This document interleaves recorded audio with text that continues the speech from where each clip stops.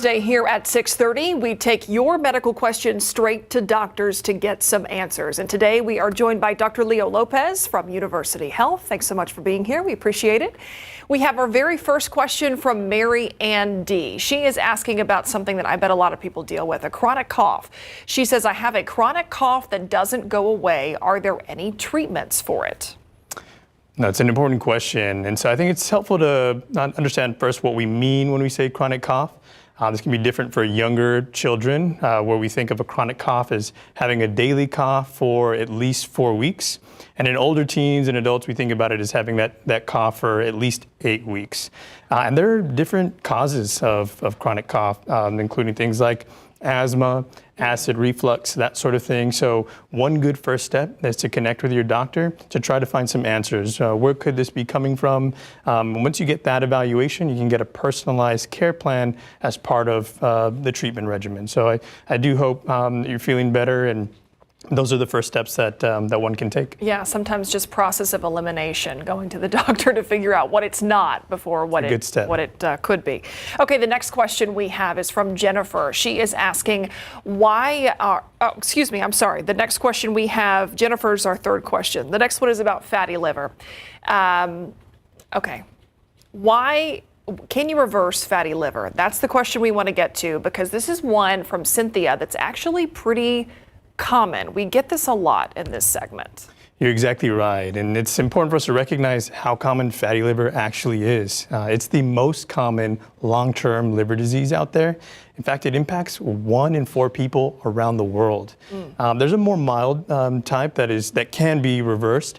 And then there's a more severe type that can lead to things like cirrhosis and liver cancer. And it's even important to recognize that this is common in patients that have diabetes. Up to 70% of patients with diabetes can have fatty liver. The good news is that there are steps that we can take, that one can take today to try and reverse and manage this. And it's all rooted to weight loss. A good, healthy weight loss, if we can aim to lose about 5 to 7 to 8% of our body weight in the next year, through following a healthy diet and exercise, then we can potentially reverse fatty liver. And when we say fatty liver, I mean, is that pretty literal? Are we talking about the liver just being coated in fat or containing a lot of fat? We can think about it that way. It's related to what we call insulin resistance. So you can think about it as these our body's fats kind of invading the liver and impacting it, potentially scarring it and leading to those really serious conditions. But if we can aim to make those lifestyle changes, getting at least 5 servings of fruits and vegetables every day, trying to limit those sugary drinks, trying to limit eating out, and making food at home, then those are steps that folks can take to try and, again, reverse that process. Okay, now our next question is from Jennifer. She is asking, why are transplant patients more susceptible to developing skin cancers? Yeah, thank you for the question. So I think it's important for us to just briefly understand the immune system. So we can think of the immune system almost like as our body's kind of security guard. So our immune system is working every day trying to identify threats from things like infections or cancers. But when we get an organ transplant, or when one gets an organ transplant, our body's response is to attack it and even reject it. It doesn't recognize it as a part of our body. So often these patients who are receiving these transplants will get medications to try and lower that immune response so it doesn't kind of attack and reject and that sort of thing. And the generally kind of accepted reasoning for why we develop or why those patients will develop the skin cancer is through those medications lowering the immune response and increasing our risk of things like infections and cancers, the most common being the skin cancers. Interesting. I had no idea that there was that connection with the transplant. Okay, there was a bit of breaking news last week in the medical world about interventions when it comes to childhood obesity. What are doctors learning? That's right. The U.S. Preventive Services Task Force, or the USPSTF, they released their draft recommendations last week, and that stated that for children with obesity, they should receive intensive counseling to promote healthy eating and exercise starting at age 6. And we know that the obesity epidemic is a crisis. About 1 in 5 children and adolescents suffer from obesity. It's about 14 million kids across the country. So we've got to work together to ensure that communities have resources to promote these interventions so we can overcome this epidemic. I know now's a tough time of year. There's treats and sugar everywhere you look, but changes can always be made, right? Definitely. Dr. Lopez, thanks so much for being here. My pleasure. Thanks for having me. You are one of 2 doctors we have joining us for this segment on Thursdays. It is an opportunity for you, a viewer, to send us your question, and we will take them straight to doctors. So you can submit those at KSAT12. We look at them every day to find out what we're asking on Thursdays. Happy holidays to you. Thank you. You as well. We'll be right back. Well, the year is not over yet, but we already know 2023 has been one for the books. Remember how hot it was this summer? Mia Montgomery and Stefania Jimenez recap all the records we broke and give us a look at how we can prepare for severe weather next year. Here's a clip from their special, which you can see on our website right now.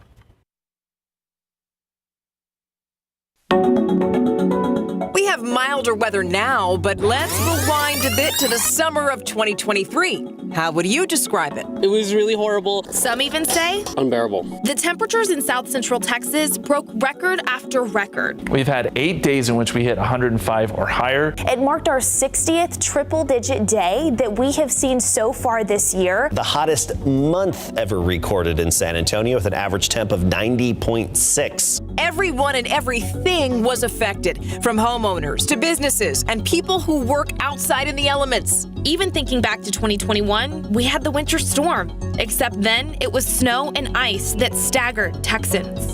10 degrees here in San Antonio.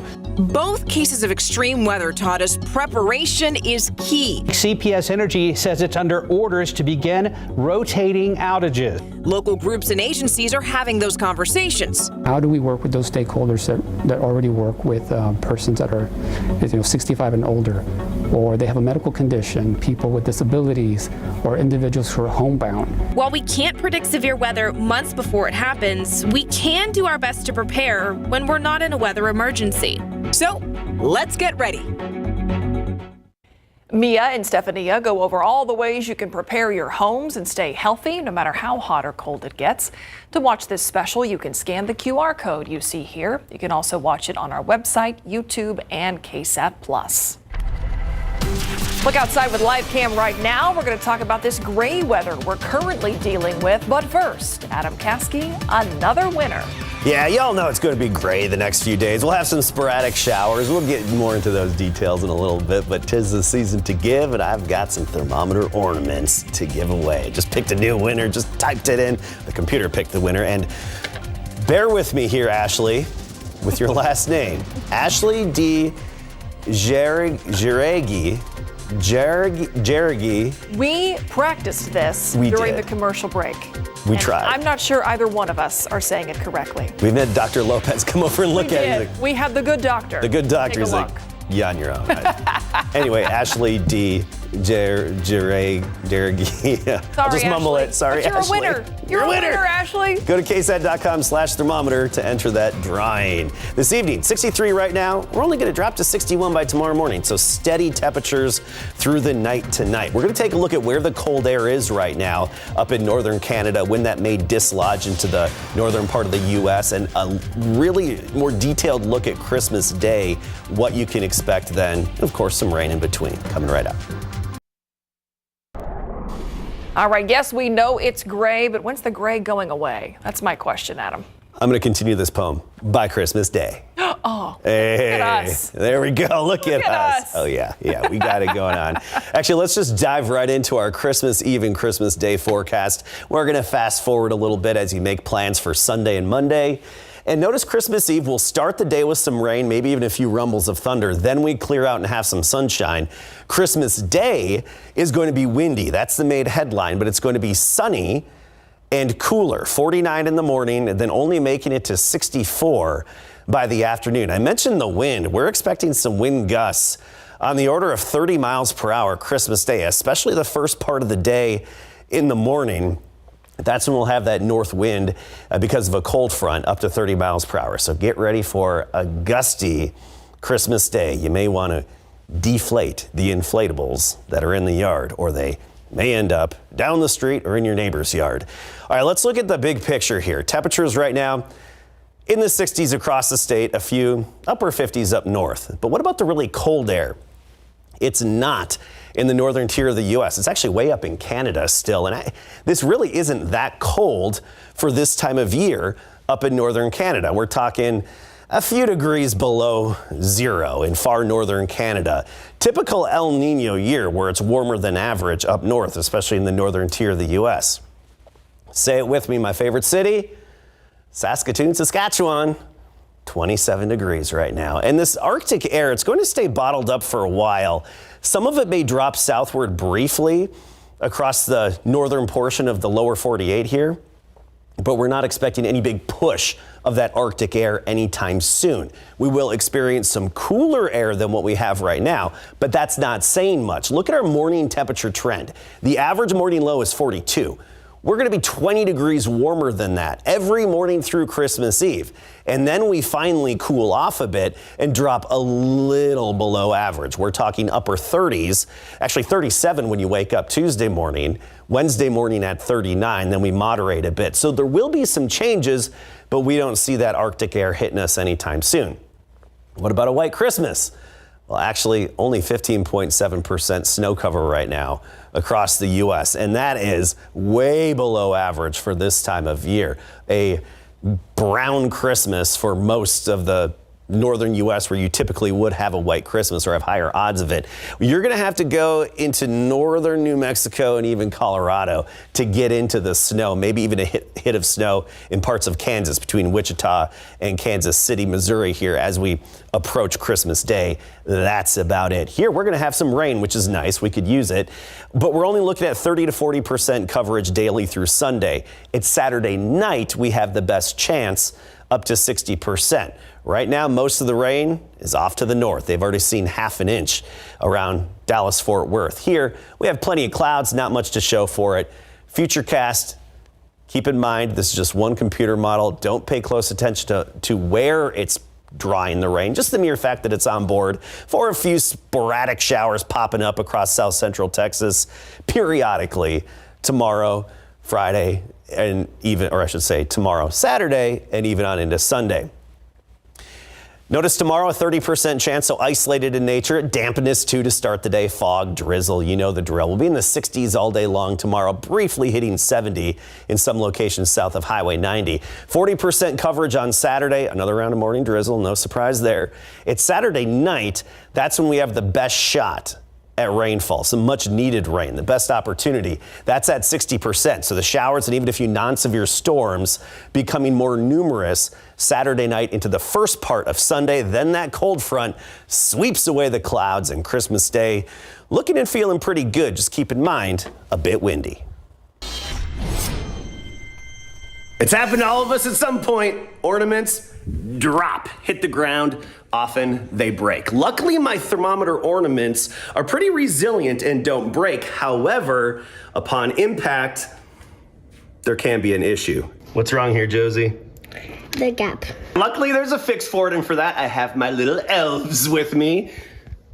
Hello. Josie. Callie. Ah, come on, be happier. We're fixing a thermometer. It's Christmas. All right, how do we do it? Show us how we fix it. Okay.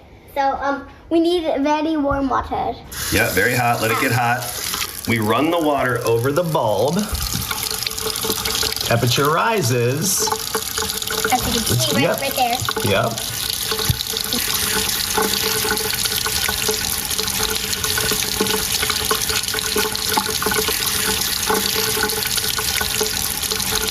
There we go. Then we just let it cool. And voila. Voila. Voila. Well, that's an easy fix. It is a very easy fix. That's actually one reason why I make a secondary bulb at the top of the thermometer. It's for overflow, which helps you if you ever get a gap. You warm it up, it all meets up in the overflow, and then it rejoins itself and then drops back down. Did you notice the peanut brittle on the countertop? Oh, no, I didn't. Yeah, that is a famous Myra Arthur peanut brittle. Oh, it is. Thanks We so enjoyed much. Also, your kids are so grown. What is happening? I know, right? We'll be right back. Everyone loves to think they found the perfect gift, but sometimes things don't go as planned. Consumer experts say that every retailer has their own return policy, and every shopper should read the fine print before the gifts are unwrapped. Karen Kafa with what to know. Maybe it's a perfect fit, or maybe it's not. Last year, the National Retail Federation expected almost 18% of merchandise sold during the holidays to be returned. So retailers are ready, but policies will vary. Melanie McGovern of the Better Business Bureau says to read the fine print about what's required. There's a lot of return fraud, so retailers will ask for an ID, even if you have a receipt. So it's really important to make sure you have your ID, any kind of receipt, whether it's gift or original, and the original packaging, which will make your return a lot smoother. Some retailers have made return windows more flexible to account for early holiday deals and more lag time between gift purchasing and gift giving. But last year, the National Retail Federation estimated holiday returns would cost about $171 billion. So some have added restrictions, especially, they say, with an uptick in return fraud. That's why McGovern says it's not unusual for fees to be attached. A lot of retailers do have restocking fees, especially if it's a higher ticket item. Some retailers will take the postage to return the item, if it's an online retailer, out of your refund. And when buying online, confirm whether the item is coming directly from the retail platform or from a third-party seller who may have a different return policy.